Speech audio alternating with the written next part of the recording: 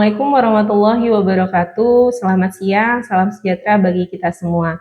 Perkenalkan, saya Nurliani, Sarjana Sastrapan Magister Kesehatan. Saya dosen di Universitas Malahayati, Bandar Lampung, dosen Prodi S1 Kebidanan, Fakultas Ilmu Kesehatan. Video ini saya buat untuk tujuan memenuhi salah satu persyaratan sertifikasi dosen tahun 2025. Yaitu pernyataan diri dosen dalam unjuk kerja Tridharma Perguruan Tinggi atau PDD UKTP khususnya di aspek pengajaran. Di sini saya akan menyampaikan tentang deskripsi umum dari mata kuliah yang saya ampu, yaitu persalinan dan bayi baru lahir. Yang mana mata kuliah ini salah satu mata kuliah wajib bagi mahasiswa semester 5 pada program studi S1 Kebidanan. Mata kuliah persalinan dan bayi baru lahir ini memiliki bobot 5 SKS selama 1 semester. Dengan bahasa pengantar yang digunakan pada mata kuliah ini adalah bahasa Indonesia. Mata kuliah ini berguna tentang pemahaman bagaimana konsep normal dalam persalinan memberikan asuhan kebidanan pada ibu dalam proses persalinan sampai ke bayi baru lahirnya, dengan pendekatan manajemen asuhan dan pasien safety, serta sesuai dengan kebutuhan ibu pada saat persalinan dan bayi baru lahir. Untuk capaian pembelajaran mata kuliah atau CPMK pada akhir perkuliahan, mahasiswa mampu melakukan asuhan kebidanan pada persalinan dan mampu melakukan asuhan kebidanan pada bayi baru lahir. Referensi yang dapat digunakan pada mata kuliah ini diantaranya adalah buku ajar konsep kebidanan dan beberapa buku dan jurnal yang dijadikan referensi lainnya. Mata kuliah persalinan bayi baru lahir dilaksanakan selama 16 minggu atau 16 pertemuan, di mana 7 pertemuan pertama sebelum ujian tengah semester atau UTS, dan untuk pertemuan ke-8 UTS. Lalu tujuan pertemuan berikutnya sebelum ujian akhir semester atau UAS di pertemuan ke-16 yaitu ujian akhir semester. Dan untuk evaluasi hasil pembelajaran mata kuliah persalinan dan bayi baru lahir didapatkan dari kuis, penugasan, dan diskusi kelompok, UTS, serta UAS.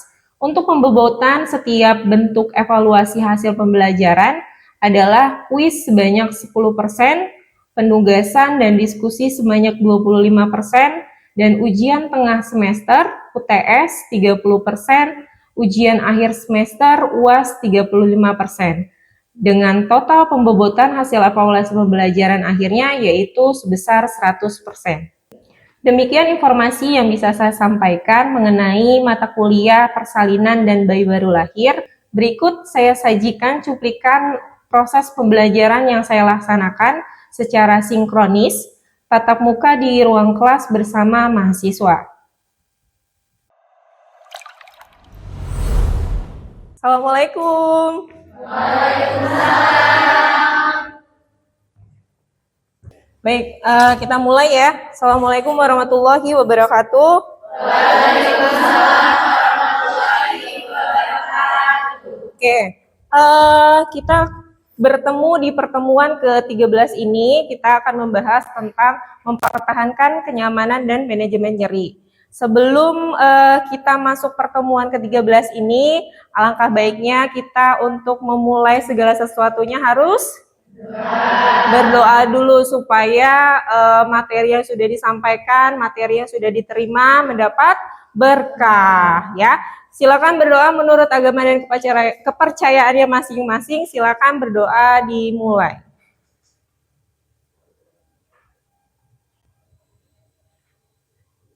Berdoa selesai.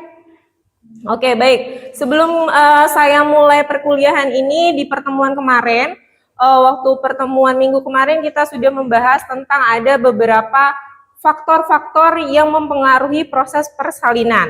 Ada 5 faktor ya, faktor passenger, passage, apa lagi? Power, terus psikologi, terus apa lagi? Psikis, oke. Nah, kali ini, minggu ini kita akan membahas tentang kenyamanan dan manajemen nyeri. Oke, Sebelum saya mulai untuk materi, silakan kalian buka, nanti link absensi saya buka, silakan kalian absensi masing-masing bisa lewat HP ketika nanti saya sudah membukanya ya. Nanti yang nggak masuk hari ini berarti tidak bisa untuk absensi. Silakan kalian buka untuk absensinya, saya buka dulu ya. Oke, silakan buka absensinya, sudah saya buka. Saya kasih waktu 1 menit untuk absensi, silakan.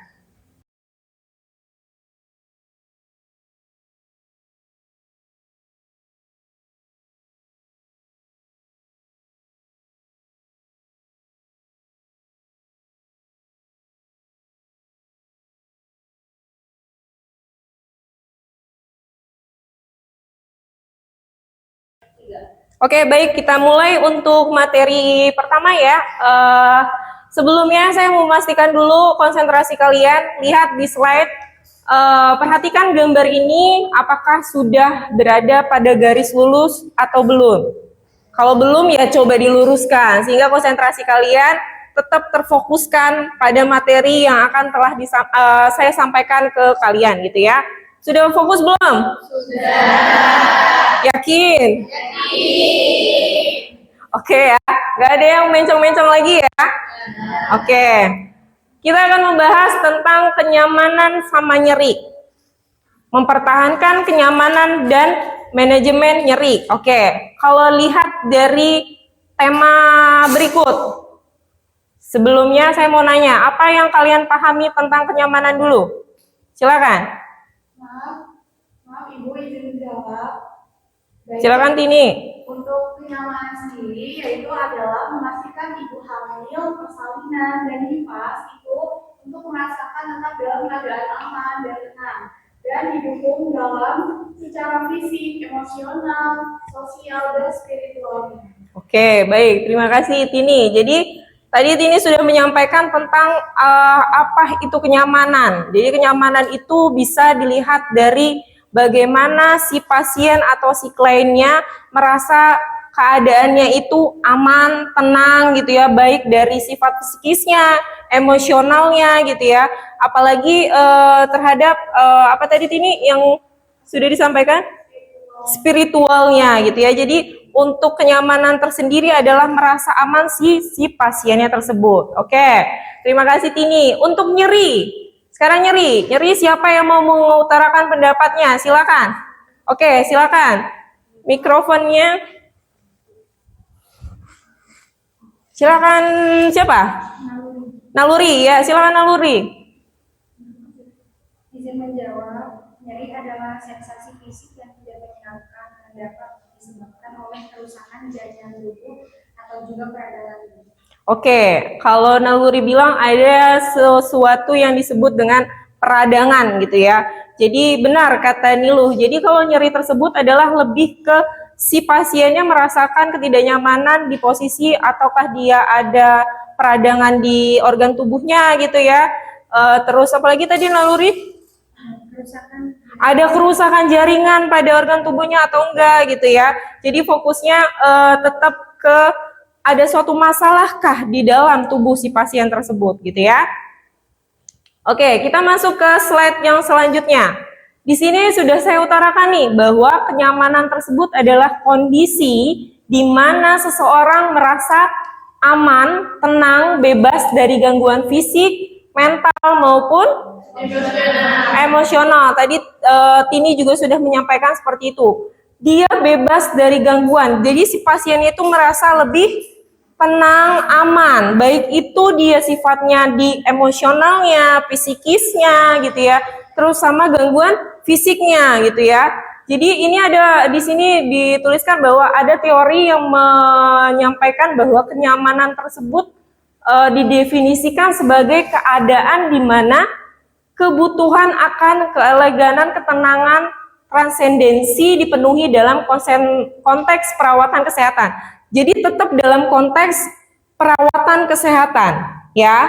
Jadi kenyamanannya tetap konteksnya dalam perawatan kesehatan. Seperti itu ya, kalau untuk definisi kenyamanannya. Oke, kita masuk ke nyerinya. tadi si Naluri juga sudah bilang bahwa nyeri itu adalah adanya kerusakan pada jaringan, ya, atau disebabkan oleh adanya peradangan, ya.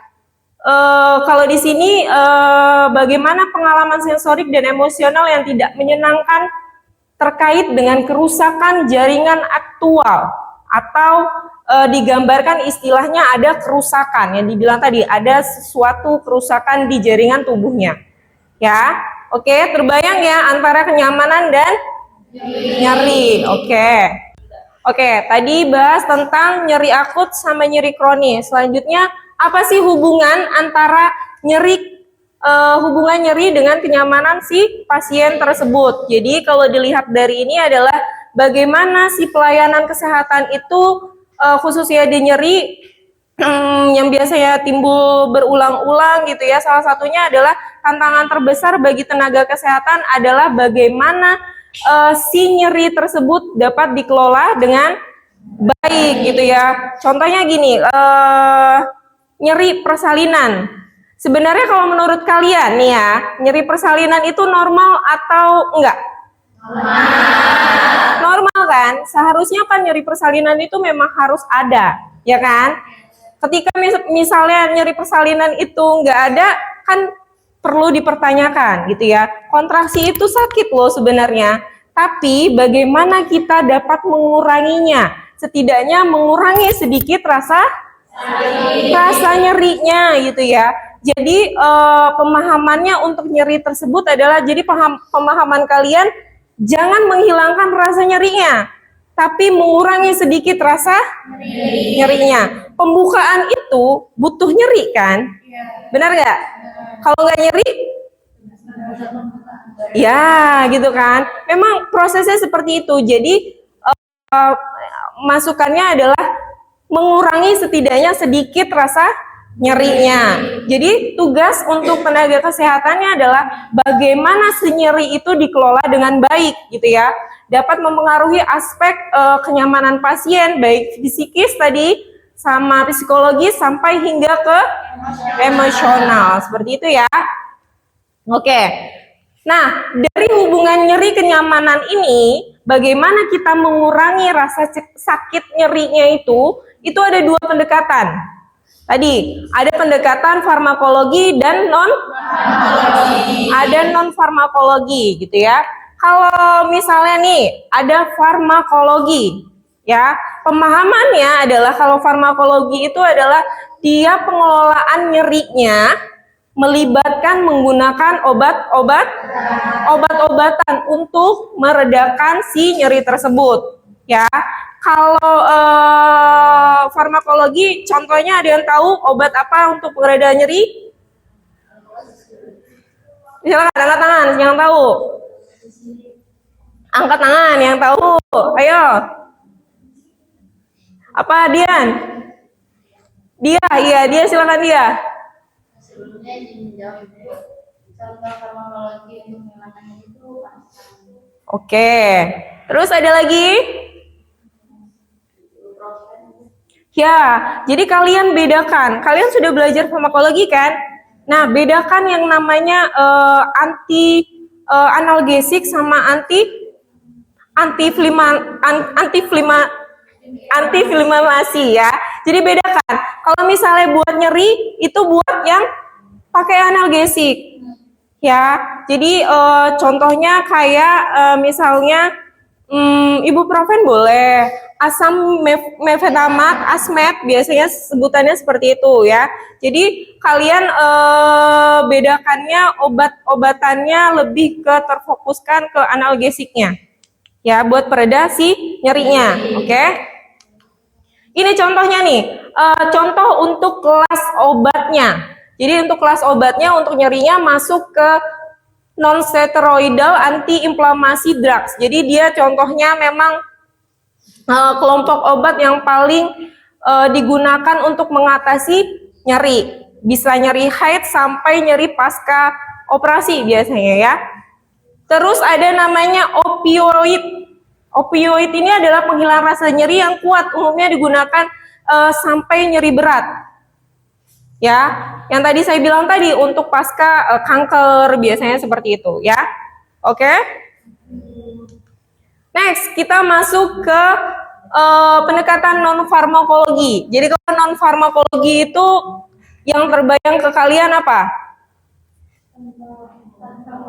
Yes, tanpa obat-obatan. Jadi non farmakologi lah ya. Jadi sebutannya non tanpa obat-obatan. Jadi kalau di sini lebih ke tekniknya, bagaimana si teknik pengelolaan nyeri tersebut tanpa obat-obatan. Jadi pendekatannya lebih alternatif untuk mengurangi si nyerinya tersebut. Ya, contohnya kayak apa? Yes, akupuntur. Terus apa lagi? Akupunktur. Oke, terus apa lagi? Kan sudah ini ya, banyak apalagi di kalangan kebidanan gitu ya, banyak sekali untuk mengurangi rasa nyeri, terutama ibu hamil, ibu nifas, apalagi aromaterapi gitu ya, banyak ya. Nah, saya akan menampilkan satu video bagaimana itu untuk mengurangi rasa nyeri persalinan. Nanti kalian bisa perhatikan gitu ya. Kenapa sih non farmakologi tersebut bisa mengurangi nyeri persalinan? Oke, silakan diperhatikan masing-masing gitu ya. Nanti di akhir video saya mau menanyakan sesuatu apa yang dimaksud isi dari dalam video tersebut ya. Oke. Berikut adalah video non farmakologi untuk nyeri persalinan. Yang saya ambil adalah tentang bagaimana memberikan alternatif mengurangi rasa nyerinya dengan cara sisir. Ya, kalian kebayangkan menggunakan sisir itu seperti apa? Sisir di rumah punya di rumah masing-masing kan? Jadi sisir tersebut bisa mengurangkan rasa nyerinya. Kenapa bisa mengurangkan rasa nyeri? Kita lihat videonya ya.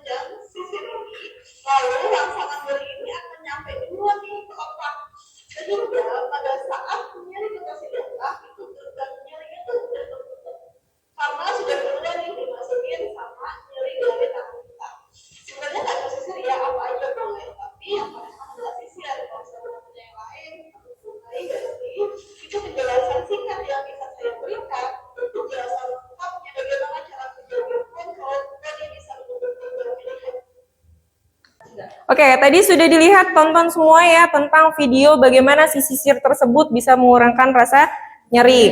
Oke, yang bisa menyimpulkan hasil dari video tersebut silakan. Siapa? Oke, silakan Yulia. Sebelumnya Ibu mengenalkan diri, saya Yulia Andasa. Ibu menjawab pertanyaan Ibu. Mungkin dari video tersebut hubungannya membuang sisir saat persalinan dapat membantu mengurangi kontraksi karena melibatkan prinsip kerja syaraf berdasarkan teori kontrol gerbang nyeri atau gate control theory of pain. Ketika Ibu memegang sisir dengan gigi sisir menekan telapak tangan, makanan tersebut merangsang saraf sensoris non-nyeri yang dapat menghambat perjalanan sinyal nyeri menuju otak, sehingga nyeri terasa lebih ringan.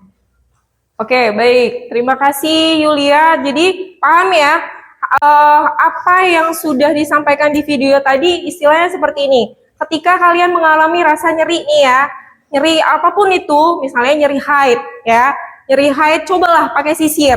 Jadi ketika si nyeri haid itu datang, kalian buru-buru megang si sisir tersebut, digenggam, ditekan pas ada jeruji-jerujinya itu, ditekan gitu ya. Kenapa dia bisa mengurangi rasa nyerinya? Karena sudah teralihkan sama yang si sisirnya. Jadi sudah tertutup dulu organ di saraf otaknya ini terhadap nyeri tersebut. Jadi nyeri haid yang kalian alami tersebut setidaknya mengurangi. Seperti itu ya. Sudah dialihkan dahulu ke bagian nyeri si sisir tersebut. Oke, gitu ya, paham ya? Oke, paham. Oke, selanjutnya kita akan membahas tentang dampak manajemen nyeri yang tidak tepat. Bagaimana dampaknya, terutama berlangsungnya apabila dia mengalami lama, gitu ya, tidak tertangani dengan baik. Jadi menyebabkan ketidaknyamanan yang tadi, kenyamanan fisik, gitu ya, emosionalnya terganggu, gitu ya. Jadi psikisnya juga terganggu. Jadi seperti itu. Tetapi juga ada masalah nih, kalau di dalamnya ada yang namanya masalah untuk mengurangi aspek kehidupannya si pasien tersebut, jadi merasa semuanya terganggu, jadi dampaknya akan berkelanjutan, seperti itu ya. Oke, peran tenaga kesehatannya seperti apa sih untuk mempertahankan kenyamanan dan manajemen nyerinya tadi? Perannya itu sangat besar, nak. Tugas peran kesehatan ya, terutama kalian nanti jadi bidan, kalau ketemu pasien nyeri persalinan, nyeri apa lagi? Nyeri haid kalau pada remaja gitu ya, nyeri apa lagi? Kalau nifas kan ada ya, nyeri luka perineum, luka pasca operasi. Apa setidaknya untuk mengurangkan rasa nyerinya? Ya tadi ada non farmakologi, ada farmakologi gitu ya. Jadi tinggal pilih saja pilihan mana yang tepat untuk si pasiennya. Ya, sekali lagi harus dengan aturan yang tepat gitu ya. Jadi peran petugasnya juga sangat penting. Bagaimana tanggung jawabnya? Tanggung jawab melibatkan ada yang namanya kita berkomunikasi. Belajar komunikasi kan? Belajar komunikasi terhadap pasien yang benar, memberikan informasi yang benar gitu ya, memberikan edukasi yang benar, memberikan saran yang benar seperti apa gitu ya. Untuk yang saya bilang tadi, pemilihan manajemen untuk mengurangi nyerinya dengan pendekatan farmakologi dan non farmakologinya gitu ya.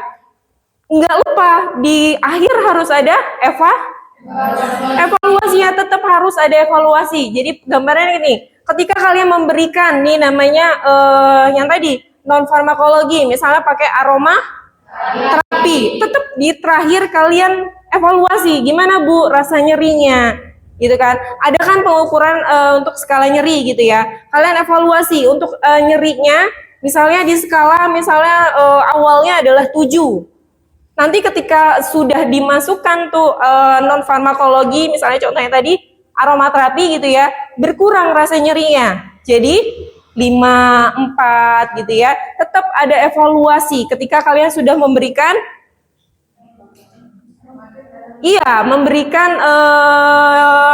setidaknya terapi tadi yang sudah diberikan gitu ya.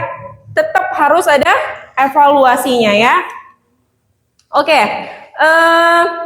Sepertinya ini slide terakhir yang mau saya sampaikan. Jadi kesimpulannya dari semua yang sudah saya sampaikan adalah bagaimana kenyamanan dan manajemen nyerinya itu adalah tetap ada 2 aspek yang sangat penting dalam pelayanan kesehatan, yaitu berfokus pada kesejahteraan si pasiennya, kenyamanannya gitu ya, bagaimana kondisi si pasiennya, merasa aman atau merasa tenang gitu ya, baik psikis yang saya tadi bilang, untuk nyerinya juga bagaimana si subjektifnya itu berkaitan dengan kerusakan jaringannya, maksud saya kenyamanan dan si nyerinya gitu ya.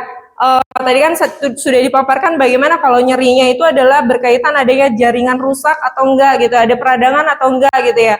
Kalau kenyamanan lebih difokuskan si pasien atau si kliennya merasa aman, nyaman gitu ya, baik itu psikis, emosional, apa lagi? Spiritual gitu ya, seperti itu ya. Jadi paham ya? Oke, sepertinya tadi saya terakhir ini mungkin saya sedikit ada evaluasi tentang apa sudah yang saya sampaikan, keterima nggak sama kalian gitu ya. Nanti saya ada beberapa pertanyaan, silakan kalian yang bisa jawab angkat tangan gitu ya. Nanti ada nilai plus untuk pertanyaan yang sudah saya berikan gitu ya. Pertanyaannya itu adalah tadi saya sudah menyampaikan ada pendekatan farmakologi ya. Siapa yang bisa menjawab apa sih pendekatan farmakologi dan apa contohnya? Ya, silakan. Pendekatan farmakologi adalah ilmu yang mempelajari interaksi antara obat dan organisme hidup, termasuk bagaimana obat mempengaruhi tubuh dan bagaimana tubuh bereaksi terhadap obat. Oke, baik. Benar nggak? Benar nggak teman-temannya? Oke, baik. Kasih plus dulu. Oke, next. Pertanyaan selanjutnya. Ada tadi farmakologi sudah disampaikan. Selanjutnya yang non farmakologi, silakan. Apa maksud non farmakologi dan berikan contohnya. Ada yang mau? Ya, silakan Mesya. Maaf Ibu, izin menjawab. Terapi non farmakologis itu intervensi yang dilakukan untuk masalah kesehatan tanpa melibatkan obat-obatan. Dan contohnya mencakup seperti terapi fisik, terapi psikologis, terapi komplementer, seperti akupuntur, acupressure, dan aromaterapi. Oke, baik. Gimana, benar nggak? Benar. Oke, coba kasih aplaus dulu.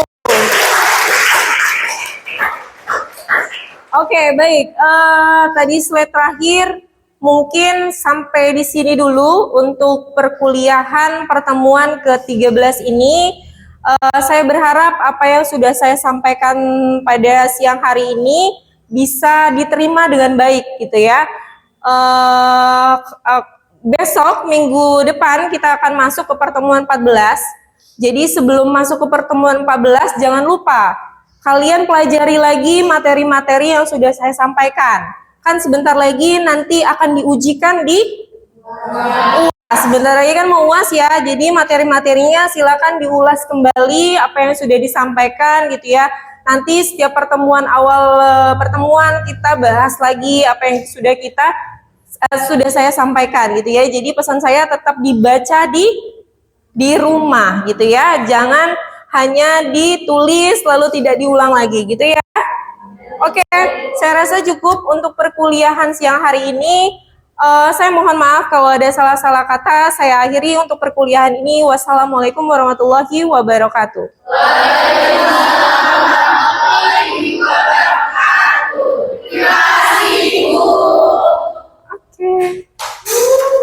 Demikian deskripsi singkat serta proses pembelajaran pada mata kuliah persalinan dan bayi baru lahir yang saya ampu. Semoga dapat memberikan gambaran mengenai kinerja yang saya lakukan di Universitas Malahayati pada program studi S1 Kebidanan. Dan saya mengucapkan terima kasih kepada seluruh tim penilai dan panitia sertifikasi dosen tahun 2025.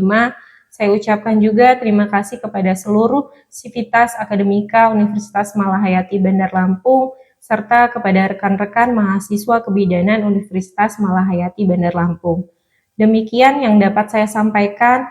Alhamdulillah syukur atas kesempatan yang telah diberikan oleh Allah Subhanahu wa taala, dan atas semua kekurangan saya mohon maaf yang sebesar-besarnya. Wassalamualaikum warahmatullahi wabarakatuh.